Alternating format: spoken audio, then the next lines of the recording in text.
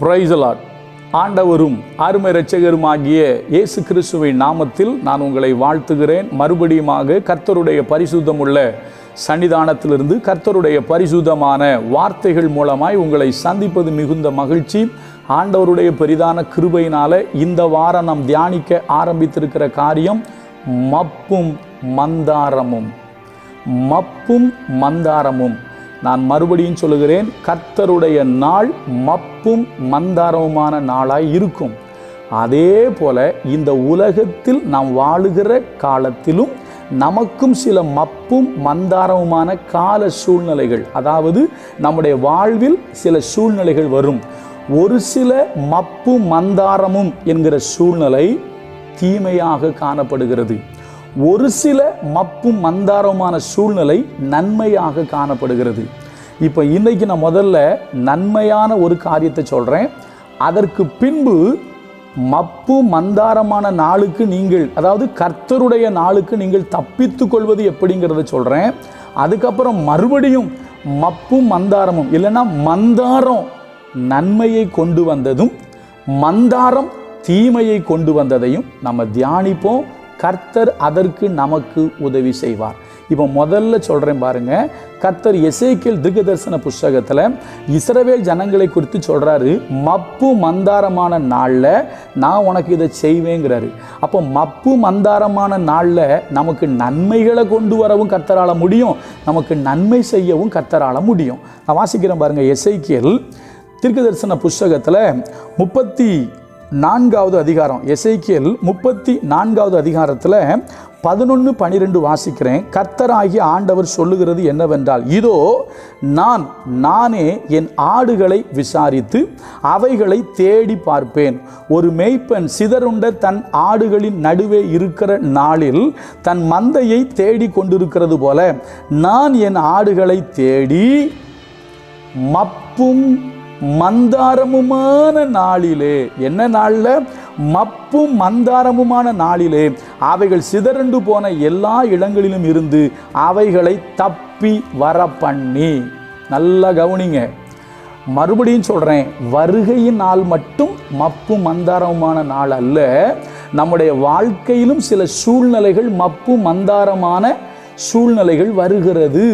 அது நன்மையாகவும் இருக்கிறது, தீமையாகவும் இருக்கிறது என்பதைத்தான் கர்த்தர் நம்மோடு பேசுகிறார். அதே நேரத்தில் கர்த்தருடைய நாள் வரும்பொழுது அப்பொழுது ஏற்படுகிற மப்பு மந்தாரத்துக்கு நீங்கள் தப்ப வேண்டும் என்பதையும் கர்த்தர் நமக்கு கற்றுக் கொடுக்க விரும்புகிறார். அப்போ இப்போ நாள் நம்முடைய வாழ்க்கையில் ஏற்படுகிற இப்பொழுது இருக்கிற சில சூழ்நிலைகள் மப்பும் மந்தாரம். இங்கே எழுதப்பட்டிருக்கு பாருங்க. இஸ்ரவேல் ஜனங்கள் சிறைப்பட்டு போனதை குறித்து கர்த்தர் சொல்றாரு. அந்த சிறையிருப்பிலிருந்து கர்த்தர் அவங்கள திருப்புவதை பற்றி சொல்றாரு. அப்படி சொல்லிட்டு சொல்றாரு, எந்த நாளில் திருப்புவேன்? மப்பும் மந்தாரமான நாளில் நான் அவங்கள திருப்புவேன் அப்படிங்கிறாரு. நல்லா கவனிங்க, மப்பும் மந்தாரமான நாள் நம்ம படித்தோம். பராக்கிரமசாலி முதலாய் மனம் கசந்து அழுவான், ஐயோ அது சகிக்க முடியாத ஒரு நாள் அப்படின்னு எழுதப்பட்டிருக்கு. அதுவும் உண்மை. அதே போல அந்த மப்பு மந்தாரமான நாள்லையும் கர்த்தர் உங்களுக்கு உதவி செய்வதும் உண்மை. இப்போ அதைத்தான் நான் வாசிக்கிறேன். எசேக்கியேல் புஸ்தகத்தில் கர்த்தர் ரொம்ப அழகாக எசேக்கியேல் மூலமாக சொல்கிறாரு, என்னுடைய ஆடுகளை நான் கூட்டி சேர்ப்பேன். இதில் கிட்டத்தட்ட நிறைய பாயிண்ட்ஸ் இருக்குது. நான் அதை லைனாக சொல்கிறேன் பாருங்க. முதலாவது, அவர்களை திரும்பி வர பண்ணுவார். யாரை? இஸ்ரவேல் ஜனங்கள் சிறைப்பட்டு போயிட்டாங்க இல்லையா? அந்த மப்பு மந்தாரமான நாளில் கர்த்தர் என்ன செய்வேன்னு சொல்கிறாரு. சரியா? மப்பு மந்தாரமான நாளில் அவங்கள சிறையிருப்பிலிருந்து திரும்பி வர பண்ணுவேன். அவங்கள நல்ல மேய்ச்சலில் மேய்ப்பேன். அவங்களுடைய காயங்களையெல்லாம் நான் கட்டுவேன். அதே போல் கொழுத்த ஆடுக்கும் இளைத்த ஆடுக்கும் நான் நியாயம் தீர்ப்பேன். அதே போல் சூறை ஆகாதபடி அவர்களை ரட்சிப்பேன் என்று கர்த்தர் இந்த இடத்துல சொல்கிறாரு. இதை நீங்கள் தொடர்ந்து படிச்சிங்கன்னா நான் சொன்ன அத்தனையும் அங்கே இருக்கும். ஏன்னா எல்லாவற்றையும் 5 முதல் 7 நிமிடத்தில் வருகிற வீடியோவில் சொல்ல முடியாது. ஆனால் இதை நீங்கள் படித்து பாருங்கள், ரொம்ப தெளிவாக இருக்குது. அப்போ மப்பும் மந்தாரமான நாளில் கர்த்தர் செய்கிற காரியம் என்ன தெரியுமா? ஒருவேளை நான் இப்படி சொல்கிறேன், உங்கள் வாழ்க்கையில் கூட ஒருவேளை சில மப்பும் மந்தாரமும் உங்களை மூடி இருக்கலாம்.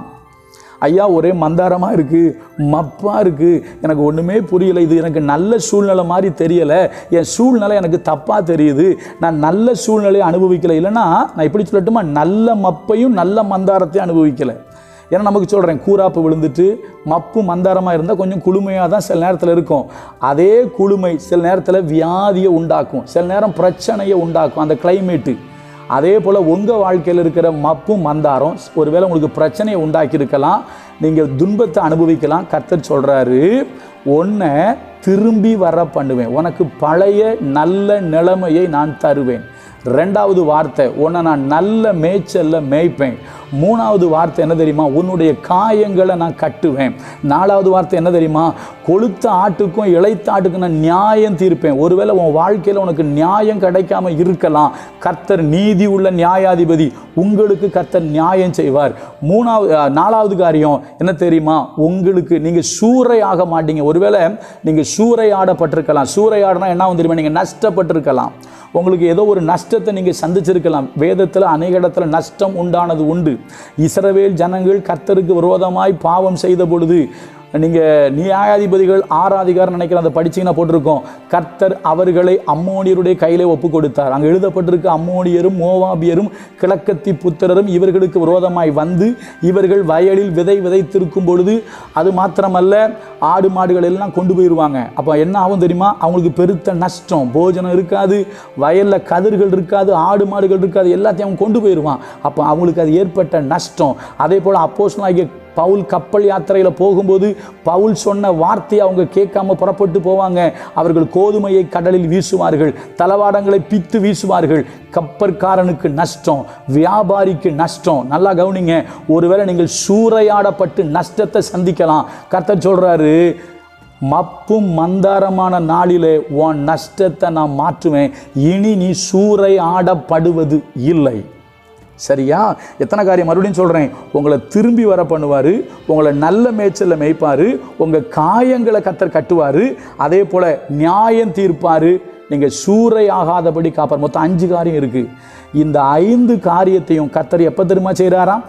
மப்பும் மந்தாரமுமான நாளிலே. ஒருவேளை உங்கள் வாழ்க்கையில் தீமையான ஒரு மப்பு மந்தாரமான நாள் வந்திருந்தாலும் அதை நன்மையாக மாற்ற கர்த்தரால் முடியும். ஐயா, வசனம் ரொம்ப அழகாக போட்டிருக்கு. எப்படி போட்டிருக்கு? நான் என் ஆடுகளை தேடி மப்பும் மந்தாரமுமான நாளிலே அவைகள் சிதறண்டு போன எல்லா இடங்களிலும் இருந்து அவைகளை தப்பி வர பண்ணி. உங்களை தப்பி வர பண்ண கர்த்தரால் முடியும். உங்களுக்கு நல்ல மேய்ச்சலை கொடுக்க கர்த்தரால் முடியும். உங்கள் காயங்களை கட்ட கர்த்தரால் முடியும். உங்களுக்காக நியாயம் செய்ய கர்த்தரால் முடியும்.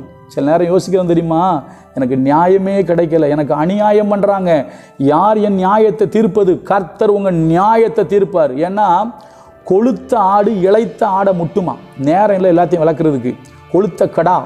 இன்றைக்கி சில பேர் பெரிய ஆட்களாக இருப்பாங்க, கொளுத்தவங்களாக இருப்பாங்க, உங்ககிட்ட மோதலாம், உங்களுக்கு நியாயம் கிடைக்காம இருக்கலாம்.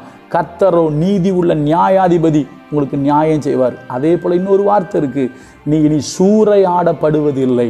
நீ சூறையாடாதபடிக்கு நான் உன்னை ரட்சிப்பேன் அப்படிங்கிற, சூறையாடப்படாதபடிக்கு உன்னை ரட்சிப்பேன்னு கர்த்தர் சொல்கிறாரு. எந்த நாளில்? மப்பும் மந்தாரமான நாளில். நாளைக்கு இந்த மப்பு மந்தாரமான நாளில் நீங்கள் தப்புறதுக்கு நீங்கள் என்ன செய்யணும்னு சொல்லி நாளைக்கு பார்ப்போம். கர்த்தர் நல்லவர், அவர் கிருபை நம்மேல் என்றும் உள்ளது. God bless you.